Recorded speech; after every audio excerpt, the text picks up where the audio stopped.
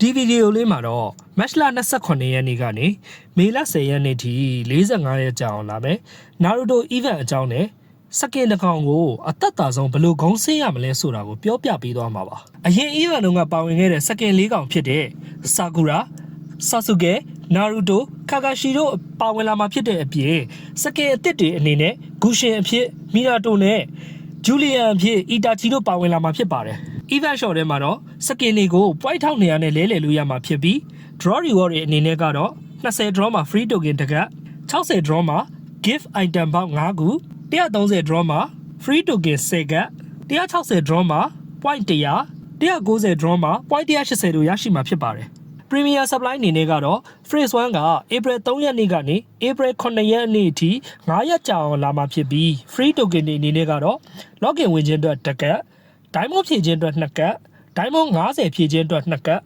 Diamond 100ဖြည့်ခြင်းအတွက်10ကပ် Diamond 250ဖြည့်ခြင်းအတွက်10ကပ် Diamond 100အသုံးပြုခြင်းအတွက်4ကပ် Diamond 250အသုံးပြုခြင်းအတွက်4ကပ်ဆိုပြီးစုစုပေါင်း Free Token 29ကပ်ရရှိမှာပါPhase 2ကတော့ April 10ရက်နေ့ကနေ April 14ရက်နေ့အထိ9ရက်ကြာအောင်လာမှာဖြစ်ပြီး Phase 1တုန်းကအတိုင်း Diamond 250ဖြည့်253နဲ့ Free Token 29ကပ်ရရှိမှာဖြစ်တဲ့အတွက်စုစုပေါင်း58ကပ်ရရှိမှာပါကဲ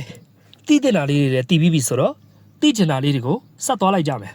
Event လာတဲ့ပထမဦးဆုံး March 29ရက်နေ့မှာ 1 weekly pack ဖြည့်ရပါမယ်အဲ့နောက် Recharge Gift Event ကနေ Free Token တစ်ကပ်ရရှိပါမယ်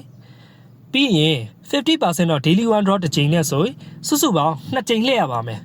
ဒါဆို diamond 85လုံးကျန်ပါမယ်အဲ့နောက် March 28ရက်နေ့ကနေ April 2ရက်နေ့ထိ 50% တော့ daily one draw ကိုတစ်ရက်တစ်ချိန်စီလှည့်သွားပြီးရင်9ချိန်လှည့်ပြီးဖြစ်ပြီး diamond 50ကျန်ပါမယ် April 3ရက်နေ့ Phase 1လာတဲ့အခါမှာတော့3 weekly pack ဖြည့်ပေးရပါမယ်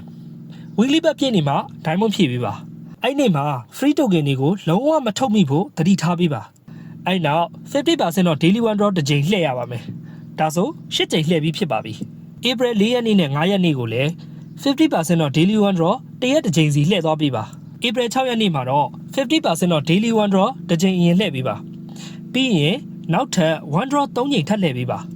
ဒါဆို Phase 1 4ရက်အတွင်းမှာ diamond 250သုံးပြီးပြီမို့ free token 29ကပ်လောက်အကုန်ထုတ်ပြီးလှည့်ပါလှည့်နေရင်လည်းအချိန်20ပြည့်သွားပြီမို့ဒီ draw reward ဆိုတဲ့နေရာလေးမှာ free token တကက်ထပ်ရပါလိမ့်မယ်အဲ့ဒါလေးပါထပ်လှည့်လိုက်ပါ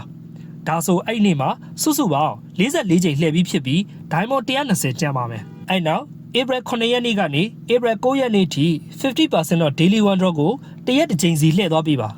April 10ရက်နေ့ Phase 2ရောက်လာတဲ့ခါမှာတော့3 weekly pack ဖြည့်ပေးပါ weekly pack ဖြည့်နေမှာ diamond ဖြည့်ပေးပါအဲ့နေ့မှာ free token တွေကိုလုံးဝမထုတ်မိဖို့သတိထားပေးပါ